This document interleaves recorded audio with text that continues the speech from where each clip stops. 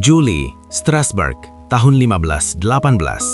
Di bawah terik matahari yang membakar kulit, seorang wanita bernama Frau Trovea melangkah ke tengah jalan dan mulai menari tanpa musik. Wajahnya bukan menyiratkan kebahagiaan, melainkan penderitaan murni, seolah tubuhnya dikendalikan tali tak kasat mata. Dalam seminggu, 34 orang bergabung. Dalam sebulan, 400 orang menari hingga tulang mereka patah dan jantung mereka meledak karena kelelahan. Ini bukan fiksi, ini sejarah. Jika Anda berpikir ini kutukan masa lalu yang sudah punah, lihatlah pabrik-pabrik di Indonesia hari ini. Apa yang sebenarnya merasuki mereka? Kita sering menyebutnya kesurupan massal, sebuah fenomena yang selalu dikaitkan dengan gangguan makhluk halus penunggu tempat angkar. Namun, sains melihat pola yang jauh lebih mengerikan daripada hantu, sebuah glitch dalam sistem operasi otak manusia yang menular lebih cepat dari virus flu. Dari biarawati yang mengeong di Perancis abad pertengahan hingga buruh pabrik yang histeris di Jawa Barat, benang merahnya selalu sama.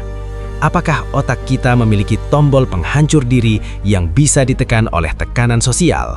Dunia medis memberinya nama mass psychogenic illness atau penyakit psikogenik massal. Ini bukan berarti mereka berpura-pura, rasa sakitnya nyata, kejangnya nyata, sesak nafasnya nyata, tapi sumbernya bukan bakteri, bukan pula jin. Sumbernya adalah ledakan kecemasan kolektif yang termanifestasi menjadi gejala fisik. Bayangkan sebuah ketakutan begitu besar hingga otak Anda memerintahkan tubuh untuk lumpuh total. Tapi bagaimana satu pikiran bisa melumpuhkan ratusan orang sekaligus? Mari kita bedah kembali kasus Strasbourg 1518. Kota itu sedang dicekik kelaparan, wabah penyakit, dan ketakutan akan murka Tuhan. Penduduk hidup dalam stres kronis yang tak terbayangkan. Saat Frau Trovea mulai menari, dia tidak sedang bersenang-senang. Dia sedang mengalami trans disosiatif untuk lari dari kenyataan yang menyakitkan. Bagi para penonton yang juga depresi, gerakan Trovea adalah pemicu bawah sadar yang tak tertahankan. Mengapa mereka ikut menari, bukan lari? Pihak berwenang saat itu membuat kesalahan fatal. Mereka mengira para korban butuh lebih banyak tarian untuk sembuh, bahkan menyewa musisi dan membangun panggung kayu. Akibatnya, sugesti visual semakin kuat. Kaki-kaki yang melepuh terus menghantak tanah hingga berdarah. Tulang rusuk patah, dan serangan jantung merenggut nyawa mereka satu persatu di depan umum. Mereka menari sampai mati karena masyarakat di sekitar mereka percaya bahwa mereka harus menari. Hampir 2 abad kemudian, di Salem, Massachusetts, 1692, gejalanya berubah. Tidak ada tarian, yang ada adalah kejang-kejang, tubuh yang meliuk aneh, dan sensasi ditusuk jarum. Lingkungan Puritan yang represif dan ketakutan ekstrim terhadap iblis menciptakan wadah baru bagi histeria ini. Gadis-gadis muda itu tidak disihir. Mereka adalah korban dari tekanan sosial yang meremukkan jiwa, yang kemudian meledak menjadi tuduhan mematikan. Apa yang terjadi jika tekanan serupa kita terapkan di masa kini? Lompat ke tahun 1962 di Tanganyika, sekarang Tanzania. Di sebuah sekolah asrama, 3 gadis mulai tertawa. Bukan tawa bahagia, tapi tawa histeris yang disertai tangis dan ketakutan. Wabah tawa ini menyebar ke 95 siswa, memaksa sekolah ditutup dan menjangkiti ribuan orang di desa sekitarnya. Pemicunya, perubahan sistem pendidikan yang drastis dan ekspektasi tinggi yang membebani anak-anak. Tawa itu adalah jeritan minta tolong yang disalah-artikan. Apakah Anda mulai melihat polanya? Kini, mari kita pulang ke Indonesia. Pabrik, sekolah menengah, asrama. Lokasi-lokasi ini adalah cawan Petri perfect untuk MPI. Ventilasi buruk, pekerjaan monoton yang repetitif, suara bising mesin, dan hierarki yang teras. Otak manusia tidak dirancang untuk tekanan konstan tanpa henti seperti ini. Dalam kondisi kelelahan ekstrim, fungsi logika otak prefrontal cortex melemah, membuka gerbang lebar bagi sistem limbik yang emosional dan irasional. Siapa korban utamanya? Statistik menunjukkan mayoritas korban MPI adalah perempuan. Seksiskah? Tidak. Ini sosiologis. Dalam banyak budaya, termasuk Indonesia, perempuan seringkali diajarkan untuk menahan emosi negatif dan tidak boleh meledak dalam kemarahan. Ketika tekanan menumpuk dan katup verbal tertutup rapat, tubuh mengambil alih untuk berbicara. Kesurupan menjadi satu-satunya cara yang diterima secara sosial bagi seseorang untuk menjerit, meronta, dan melepaskan beban tanpa disalahkan. Ini adalah mekanisme pertahanan diri yang tragis. Bagaimana satu jeritan bisa merobohkan 50 orang? Jawabannya ada di mirror neurons atau sel syaraf cermin. Saat kita melihat orang lain panik, otak kita secara otomatis meniru sinyal panik tersebut sebagai bentuk empati evolusioner. Di lingkungan tertutup di mana semua orang berbagi stres yang sama, satu pemicu visual seperti teman yang jatuh pingsan bertindak seperti korek api di gudang mesio. Ledakannya instan dan tak terhindarkan. Jangan lupakan faktor fisik. Banyak kasus kesurupan massal di pabrik terjadi setelah jam kerja panjang di ruangan panas. Dehidrasi dan kadar karbon dioksida tinggi atau hipoksia ringan membuat otak bingung dan berhalusinasi. Sensasi pusing dan sesak nafas ini seringkali diinterpretasikan oleh korban sebagai cekikan hantu atau aura negatif. Interpretasi inilah yang mengubah gejala medis biasa menjadi teror supranatural. MPI sangat bergantung pada naskah kultural setempat. Di barat, mereka mungkin mengalami gejala alien abduction. Di Indonesia, kita melihat ciri khas kerasukan jin lokal. Otak kita memproyeksikan apa yang kita takutkan. Jika satu pabrik percaya tempat itu bekas kuburan keramat, maka setiap suara angin akan diterjemahkan oleh otak sebagai tangisan arwah. Keyakinan kolektif bukan hanya mempengaruhi pikiran, tapi memprogram ulang realitas fisik yang dirasakan tubuh. Bayangkan skenarionya, Siti, seorang buruh yang kurang tidur dan belum sarapan, tiba-tiba pingsan karena gula darah rendah. Temannya Rina, yang juga stres, melihat Siti kejang dan berteriak ketakutan. Ada yang nempel. Seketika, otak Rina yang sudah di ambang batas stres memutus sirkuit logikanya. Dia ikut menjerit. Dalam 5 menit, 20 orang lain di ruangan itu mengalami hiperventilasi. Ini bukan serbuan makhluk gaib, ini adalah badai kepanikan. Apa yang biasanya terjadi selanjutnya? Pihak keamanan memanggil orang pintar, mantra dibacakan, kemenyan dibakar.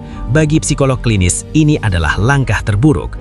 Ritual tersebut justru memvalidasi ketakutan mereka, mengonfirmasi bahwa ya, ada hantu di sini. Sugesti menjadi semakin kuat dan histeria semakin jadi. Alih-alih meredakan, kita justru memberi panggung bagi drama psikologis ini untuk terus berlanjut. Protokol medis untuk MPI sangat sederhana namun sering diabaikan. Bubarkan kerumunan, pisahkan korban dari penonton, matikan kebisingan, berikan oksigen dan air. Tanpa audiens dan tanpa validasi mistis, gejala biasanya mereda dengan cepat. Otak perlu di-reset dari mode fight or flight kembali ke mode normal. Tapi mengapa solusi logis ini sulit sekali diterima oleh masyarakat kita? Kembali ke sejarah, mari lihat kasus biara Loudan di Prancis tahun 1634. Para biarawati mengaku dirasuki iblis, berbicara bahasa asing, dan melakukan gerakan cabul. Di balik layar, investigasi modern menunjukkan adanya persaingan politik, represi seksual yang ketat, dan keinginan untuk mencari perhatian di kehidupan biara yang membosankan. Histeria menjadi senjata politik yang ampuh untuk menjatuhkan lawan. Apakah kesurupan massal modern juga memiliki motif tersembunyi? Di Indonesia, buruh pabrik seringkali menanggung beban ganda, target produksi yang tidak manusiawi, dan masalah ekonomi keluarga yang mencekik. Mereka tidak punya ruang untuk mengeluh. Kesurupan menjadi satu-satunya jeda istirahat yang tidak bisa didebat oleh mandor. Secara tidak sadar, tubuh mereka mogok kerja. Ini adalah protes bisu dari jiwa-jiwa yang kelelahan, yang tidak berani melawan sistem secara langsung. Era digital memperparah keadaan. Video kesurupan viral di TikTok atau YouTube dalam hitungan detik. Komentar netizen yang penuh spekulasi mistis semakin memperkuat narasi horor. Bagi sekolah atau pabrik lain yang menonton, ini menanamkan benih sugesti. Ini bisa terjadi pada kita. Kita sedang menyaksikan penularan MPI secara digital, melintasi batas geografis melalui layar smartphone Anda. Menariknya, MPI terjadi di seluruh dunia dengan kostum berbeda. Di Amerika Serikat pasca 9/11, ada wabah ruam kulit misterius di sekolah yang ternyata psikosomatis karena takut serangan bioterorisme. Di Mesir 1993, gadis-gadis pingsan karena rumor bau gas beracun. Gejalanya menyesuaikan dengan ketakutan terbesar masyarakat tersebut saat itu. Apa ketakutan terbesar kita hari ini? Kita hidup di abad 21 dengan otak zaman batu. Amigdala kita masih bereaksi terhadap ancaman sosial seperti dimarahi atasan, sama seperti bereaksi terhadap dikejar harimau, lari, atau lawan. Ketika kita tidak bisa lari dari pabrik dan tidak bisa melawan guru, sistem syaraf kita freeze atau membeku. Kejang-kejang adalah cara tubuh membuang energi adrenalin yang terperangkap dan tidak terpakai itu. Dampak MPI bukan main-main. Pabrik tutup berhari-hari, kerugian miliaran rupiah, stigma sekolah angker yang membuat siswa pindah. Ini adalah bencana ekonomi nyata yang dipicu oleh masalah psikologis yang tidak ditangani. Selama kita masih menangani ini dengan dupa dan bukan dengan perbaikan sistem kerja atau konseling, siklus ini akan terus berulang dan memakan biaya mahal. Seringkali korban disalahkan karena dianggap lemah iman atau pikiran kosong.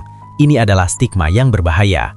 MPI bisa menyerang siapa saja termasuk orang yang paling religius sekalipun jika tekanan fisiologis dan psikologisnya cukup kuat. Menyalahkan korban hanya menambah tekanan pada mereka, yang ironisnya justru meningkatkan resiko kambuhnya histeria. Kita butuh empati, bukan perhakiman. Dalam hampir semua investigasi kasus kesurupan massal, tim forensik tidak menemukan kebocoran gas, racun makanan, atau patogen biologis. Hasil darah korban bersih.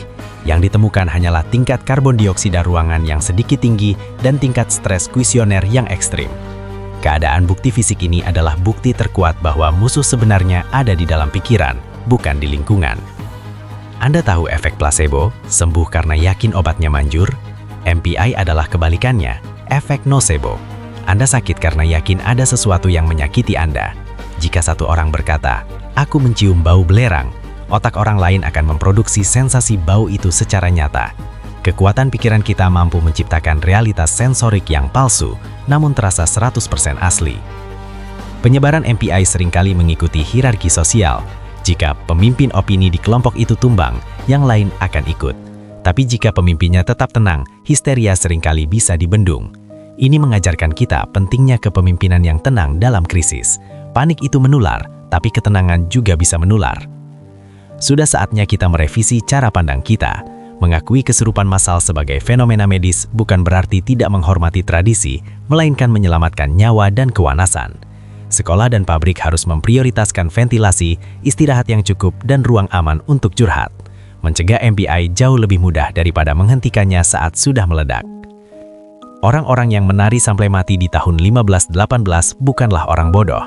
Mereka adalah manusia yang hancur oleh keadaan, sama seperti kita. Jarak kita dan mereka hanyalah waktu dan teknologi. Di bawah tekanan yang tepat, otak canggih kita akan kembali ke insting purba yang sama. Kita tidak sekuat yang kita kira, tapi kita juga tidak selemah itu jika kita saling menjaga. Jadi, apakah kesurupan massal itu mistis atau medis? Jawabannya mungkin ada di antaranya. Itu adalah fenomena medis yang dipicu oleh ketakutan mistis. Hantu yang paling menakutkan bukanlah yang bersembunyi di pohon tua atau gedung kosong. Hantu yang paling berbahaya bersembunyi di sela-sela neuron otak kita sendiri, menunggu saat kita terlalu lelah untuk melawannya. Lain kali Anda mendengar berita tentang kesurupan massal, jangan ikut menyebarkan horor. Lihatlah lebih dekat. Apakah ruangannya pengap? Apakah mereka sedang ujian nasional? Apakah target produksi sedang naik? Jadilah suara rasional di tengah kebisingan. Karena kadang, mantra terbaik untuk mengusir setan ini hanyalah segelas air dan telinga yang mau mendengar. Sejarah membuktikan bahwa pikiran manusia adalah lautan dalam yang belum terpetakan sepenuhnya. Kita bisa menciptakan neraka, tapi kita juga bisa menciptakan surga di dalam kepala kita sendiri. Wabah menari 1518 telah berakhir, tapi tarian neuron di otak kita tidak akan pernah berhenti. Pertanyaannya sekarang, musik apa yang Anda dengarkan? Ketakutan atau logika?